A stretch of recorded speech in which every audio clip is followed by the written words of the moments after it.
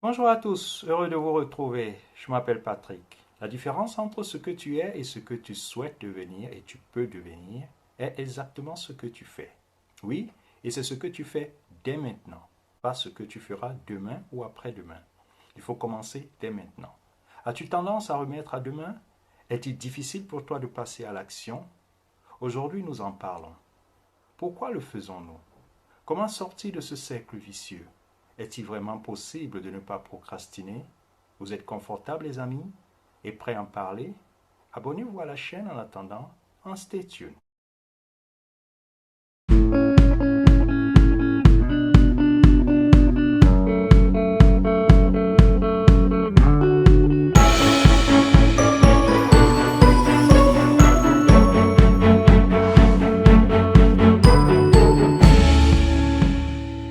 Merci de nous rejoindre. Nous avons dans plusieurs de nos vidéos appelé à l'action. D'ailleurs, nous pouvons dire que c'est l'action qui détermine tout ce que nous voulons faire et accomplir. Plusieurs sont conscients de ce qu'il faut faire, mais semblent ne pas pouvoir commencer et ont tendance à remettre inlassablement à demain.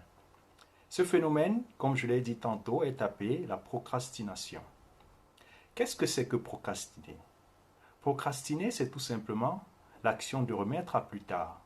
En psychologie, on le dit, qui renvoie à l'habitude pour une personne de reporter à demain ou à plus tard des tâches et des activités qui sont pour autant prioritaires. Nous avons tous, dans notre vie, à un moment ou à un autre, été appelés à remettre à demain une action pour une raison ou pour une autre. Il est même d'ailleurs recommandé, d'après l'auteur célèbre Rory Vaden, dans son livre Procrastinate on Purpose, de remettre au lendemain certaines de nos tâches pour mieux gérer nos priorités. Mais aujourd'hui, nous voulons porter l'accent sur la procrastination, celle-là même qui nous empêche véritablement de faire des tâches qui sont pour autant importantes pour nous. Pourquoi procrastinons-nous? Et sur quoi nous avons tendance très souvent à remettre en demain? Est-ce dans le domaine professionnel, dans le domaine familial, ou alors dans toute autre activité administrative que nous avons à accomplir? Nous voulons aujourd'hui essayer de mettre le focus sur les causes et les conséquences de ce que la procrastination peut avoir pour nous. Payer une facture ou alors commencer un nouveau projet ou rédiger son mémoire ou sa thèse pour les étudiants, tout simplement remettre un devoir qui est dû ou respecter les délais du dépôt d'un dossier. Nous avons plusieurs raisons sur lesquelles nous pouvons remettre tout le temps à demain. Aujourd'hui, nous voulons en parler. Pour ceux qui sont paralysés par ce phénomène, à tel point qu'ils n'arrivent finalement pas à atteindre les objectifs de vie. Pour parler des causes, nous allons d'abord commencer par énumérer ce que beaucoup de psychologues retiennent dans leurs travaux, qui peuvent être des causes qui sont physiques ou mentales. Et on peut dans la liste inclure l'indécision, le fait de ne pas être sûr de la décision que nous devons prendre peut nous aider, peut nous pousser à procrastiner. La fatigue ou le manque d'énergie, le fait de ne pas être dans les dispositions physiques de pouvoir faire ce que nous avons à faire, le stress qui peut être dû à une activité intense ou un manque de sommeil, l'anxiété, une faible estime de soi, sont aussi le perfectionnisme, oui, le fait de vouloir à certains moments donnés être toujours parfait, la peur de l'échec ou de la difficulté, la peur de la réussite, l'ennui, la complexité et le manque de motivation. Et ce manque de motivation qui est très souvent la conséquence d'un manque de vision et d'objectifs clairement définis. Alors vous voyez que la liste est longue. Nous vous invitons vous-même à essayer de regarder et de faire un peu plus attention. À chaque moment où vous avez tendance à remettre à demain, regardez, examinez votre vie et posez-vous la question de savoir pourquoi est-ce qu'à ce moment précis, je suis en train de vouloir remettre à demain. Ça va vous permettre d'identifier non seulement les causes qui vous en poussent à procrastiner, et ce sera aussi un début pour que vous puissiez en sortir. Au-delà des causes que nous venons d'énumérer, la question est de savoir s'il y a d'autres causes qui sont un peu plus profondes, sur lesquelles nous pouvons aussi porter l'accent. Les scientifiques nous disent qu'ils ont cherché à comprendre si la procrastination pouvait trouver une explication anatomique. Ils ont donc soumis 264 volontaires à une IRM. Après leur avoir fait remplir un questionnaire sur leur tendance à remettre ou non les choses au lendemain, et ces scientifiques se sont attardés sur l'amygdale et le cortex singulaire, deux zones du cerveau liées à la prise de décision. Ils ont ainsi constaté que non seulement l'amygdale était plus grosse chez les personnes qui semblaient être un peu plus paresseuses, mais également que chez elles, les connexions entre ces deux zones étaient moins importantes. Or, nous savons que l'amygdale a pour rôle de nous préserver des conséquences négatives de nos actions. Quand le cortex singulaire, lui, utilise les données qui sont envoyées par l'amygdale pour choisir les actions qui sont à accomplir. Il priorise ainsi certaines actions sur les autres, ainsi que les émotions ressenties. Donc, en d'autres termes, si on veut essayer de nous résumer, si certaines personnes ont tendance à procrastiner, c'est parce que leur amygdale, plus développée, leur fait voir avant tout les conséquences négatives de leurs actions. Et si la connexion entre le cortex singulaire et l'amygdale est plus faible, alors il devient plus difficile de choisir quelle action il y a à réaliser. Alors, cette étude suffit-elle pour nous donner la clé de la procrastination? Et pouvons-nous désormais conclure que anatomiquement, les gens qui ont tendance à procrastiner sont différents de ceux qui ne procrastinent pas? Nous n'allons pas trop nous attarder là-dessus parce qu'eux-mêmes, dans leur propre étude, ils estiment qu'il faudrait peut-être creuser davantage parce que cette étude n'est pas très suffisante pour pouvoir arriver à des conclusions.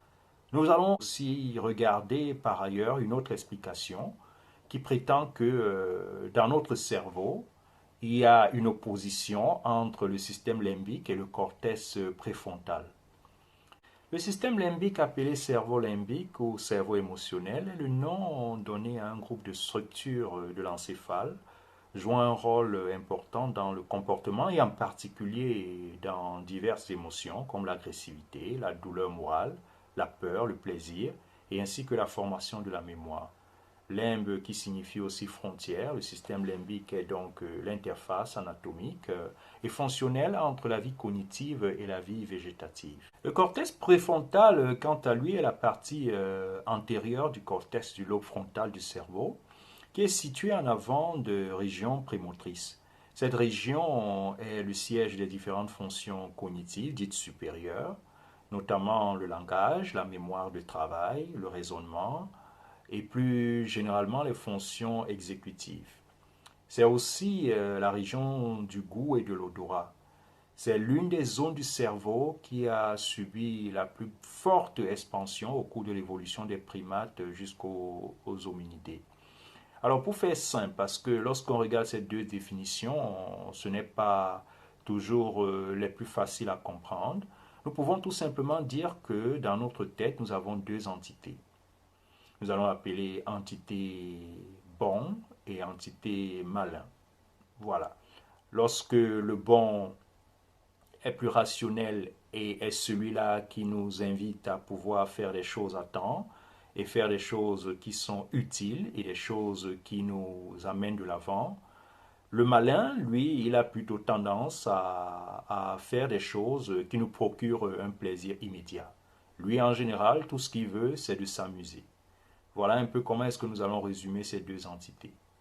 Parfois, les deux entités s'accordent et il y a une harmonie en nous, mais à d'autres occasions, surtout devant un certain inconfort ou devant une tâche qui, bien que bonne pour nous, dans le futur, ne présente pas une gratification immédiate, un conflit s'installe pour savoir qui va prendre le contrôle et qui va être aux commandes. Alors c'est à ce moment donné que bon et puis malin sont en conflit. Et c'est à nous, à ce moment donné, de trancher et de savoir qui nous allons écouter.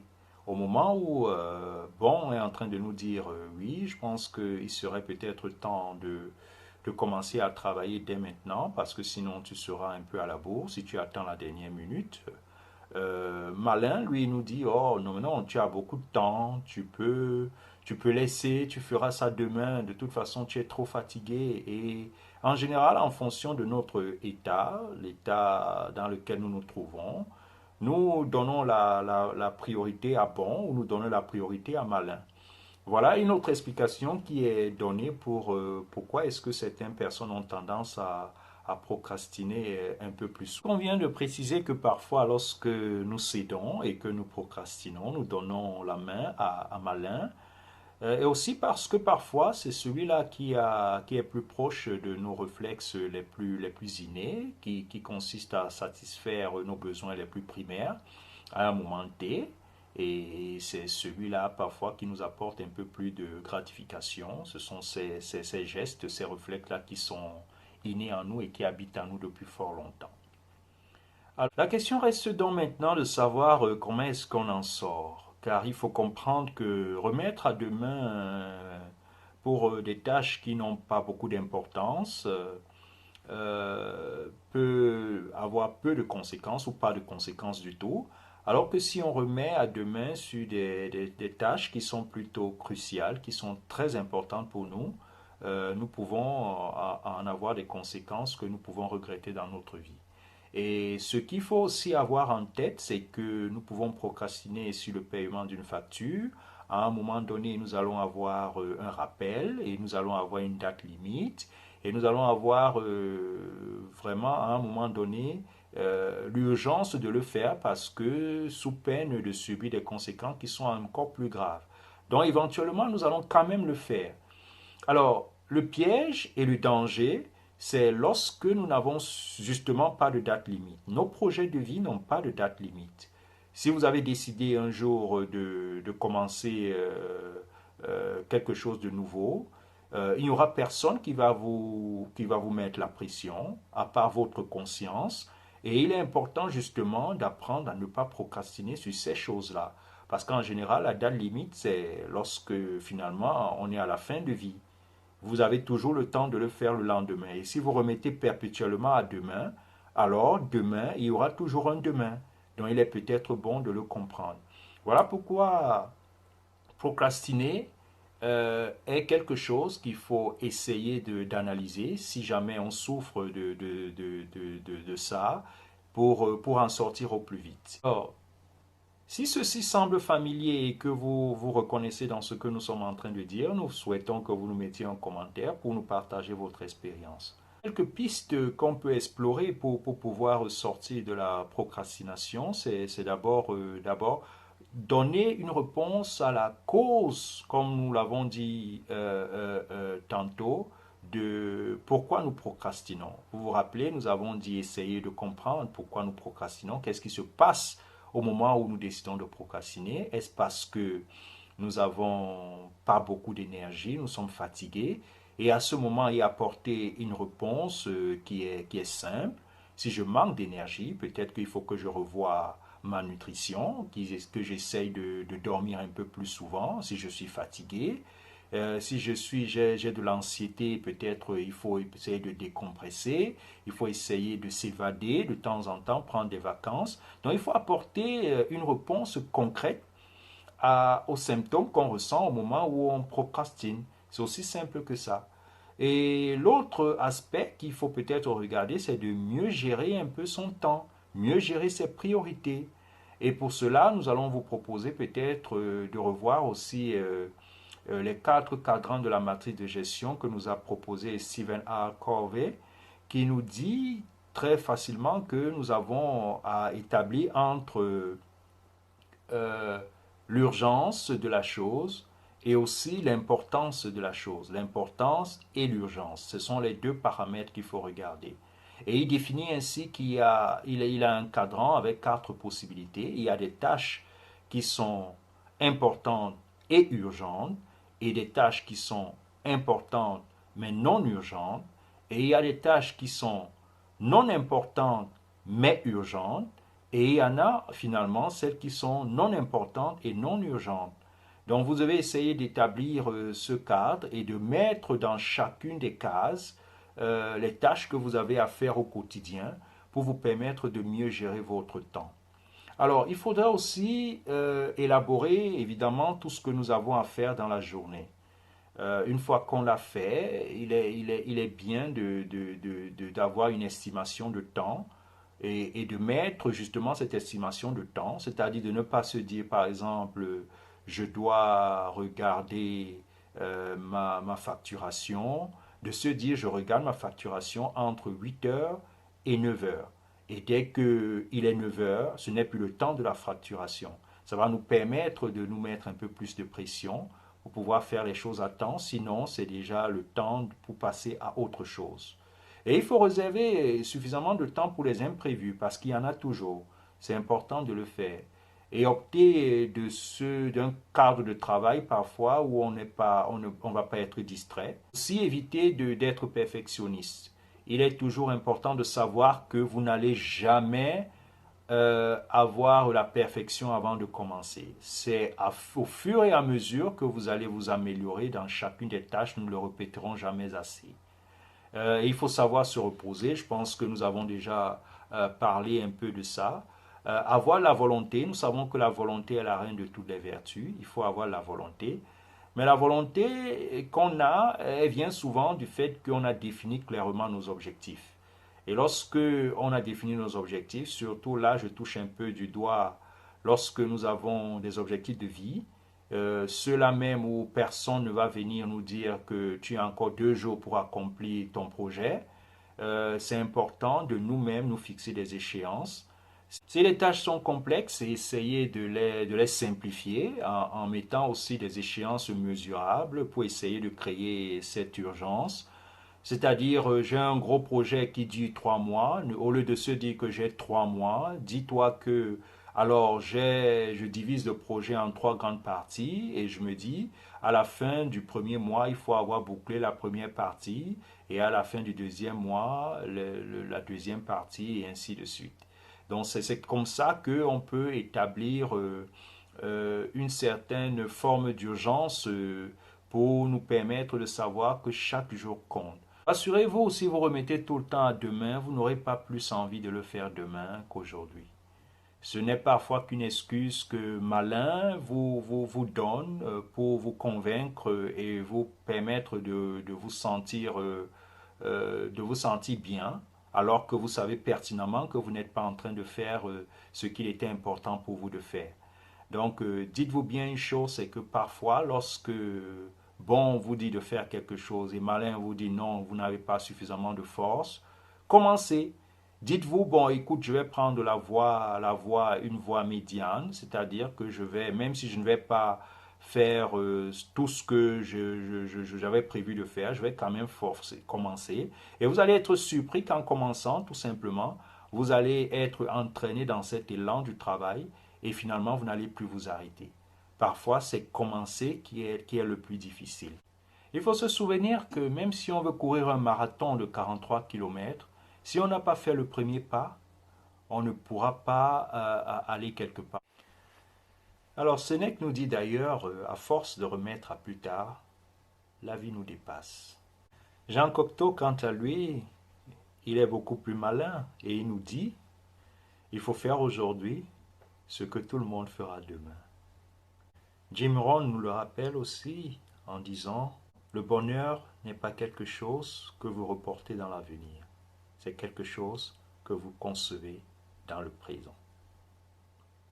En espérant que tout ceci t'aidera à commencer tes projets dès maintenant, oui, je dis bien maintenant, pas demain. Merci de liker, de partager et de s'abonner à la chaîne pour ne rien rater de notre contenu. Sur ce les amis et jusqu'à la prochaine fois, take care.